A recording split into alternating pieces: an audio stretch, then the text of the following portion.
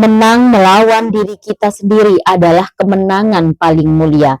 Sebab setelah itu tak ada lagi musuh yang benar-benar menakutkan. Apa arti dari kata-kata tersebut? Yuk mari kita bahas pada pertemuan kali ini.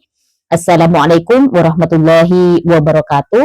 Sahabat media sosial yang dirahmati Allah, kita sering menghabiskan hidup untuk bersiap menghadapi musuh dari luar.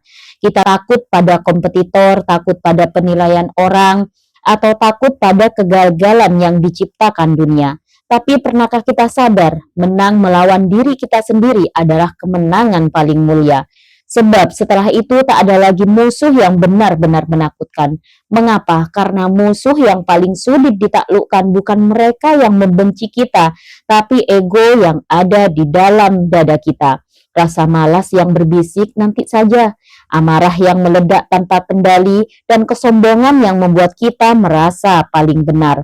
Dalam Islam, konsep ini dikenal sebagai jihadun nafs, perjuangan melawan hawa nafsu. Ini bukan sekedar teori filsafat, tapi perintah Tuhan. Allah Subhanahu wa Ta'ala berfirman dalam surah An-Nazi'at ayat 40-41.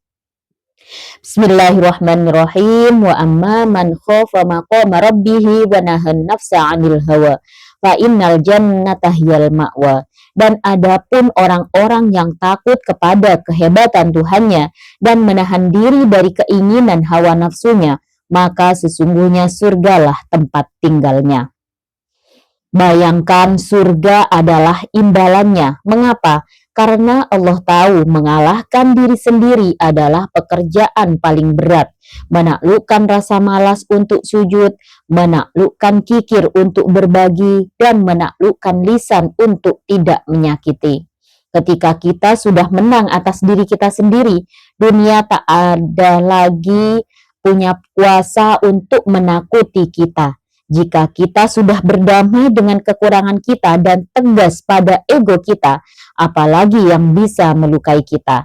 Kemenangan atas orang lain seringkali meninggalkan dendam, tapi kemenangan atas diri sendiri melahirkan ketenangan. Saat kita berhasil mengendalikan amarah kita, kita menang. Saat kita memilih bangkit, saat tubuh kita memohon untuk menyerah, itulah kemenangan yang dimaksud sebagai mulia. Sebab musuh di luar sana hanyalah bayangan. Musuh yang nyata adalah Dia yang bangun bersama kita setiap pagi, yang mengetahui semua rahasia kita, dan yang tahu persis di mana titik lemah kita, yaitu diri kita sendiri.